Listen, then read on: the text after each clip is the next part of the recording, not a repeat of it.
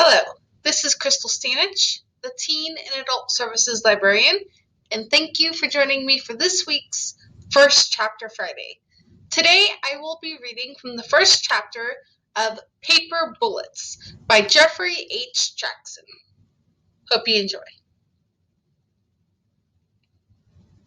Chapter 1.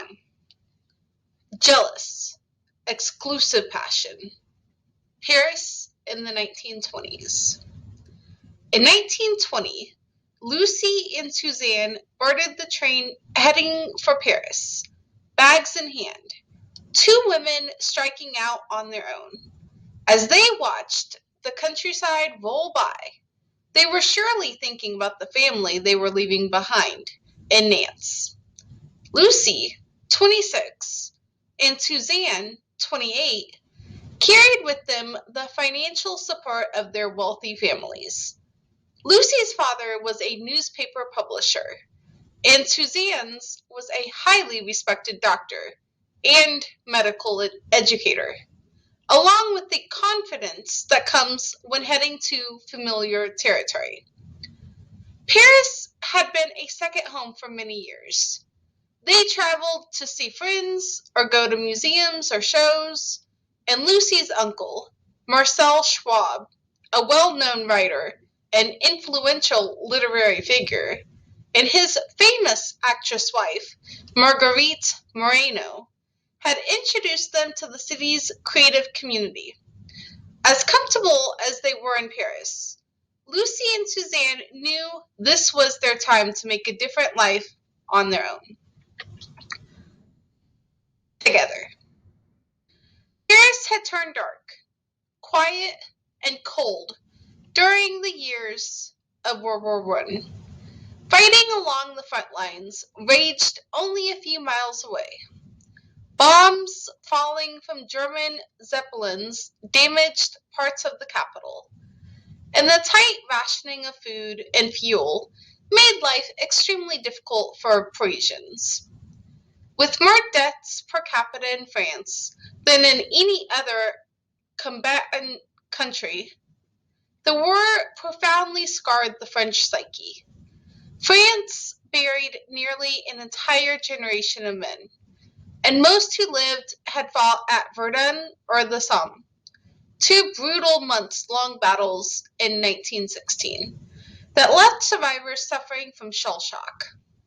When Lucy and Suzanne's train pulled into the station in Paris, 2 years after the armistice, they could see the changes the war had wrought on the city.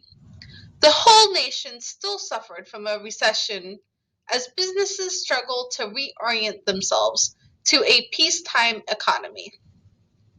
The war also touched the Schwab and Malherbe families directly.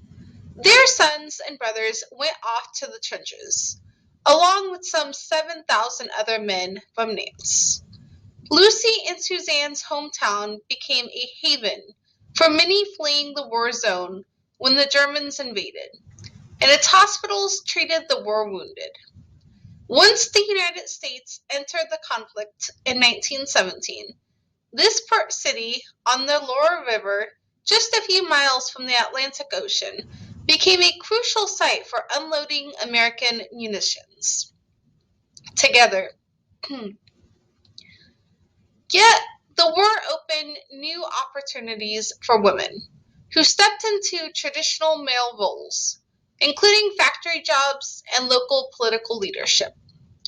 In going to Paris just after the hard-won peace, Lucy and Suzanne were not alone, and like many other women, they found even greater freedoms there.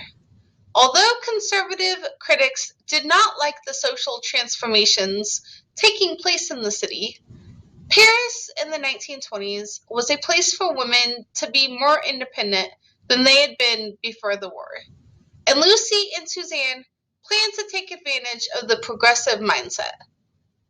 They quickly reconnected with friends, especially Sylvia Beach, a recently expatriated American who borrowed family money to start a little English language bookstore on the left bank called Shakespeare and Company.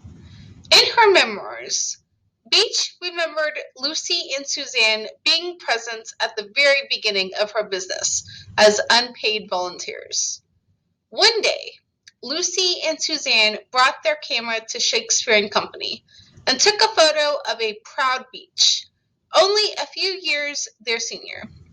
She posed in front of a bookshelf as the light from the storefront window brightened part of her face. Beach had taken the inspiration for her business from a nearby French-language bookstore run by Adrien Monnier, La Maison des Amis des Livres. As Shakespeare and Company flourished and grew, Beach relocated directly across from Monnier's shop. Beach and Monnier hosted wonderful evenings at their twinned bookstores, where literary lights could meet, drink, and talk. Lucy and Suzanne were frequent visitors to these gatherings.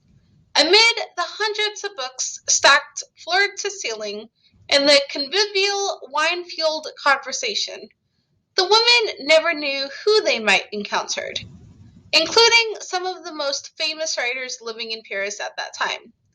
Here was James Joyce, and over there, André Gide. In walked Paul Valéry and Jacques Prévert. Now Gertrude Stein, an eminent American author and art collector, arrived. Stein recalled seeing Lucy regularly at Shakespeare and Company, although she referred to Lucy as the niece of Marcel Schwab, rather than as a person in her own right. One night, Monnier introduced them to Tristan Tzara, one of the founders of the radical anti-art movement known as Dada. Another night, she brought them to meet André Breton, the artistic rebel with whom they would become close friends a few years later. Ideas discussed on those evenings helped Lucy and Suzanne think in new ways about art, beauty, and literature.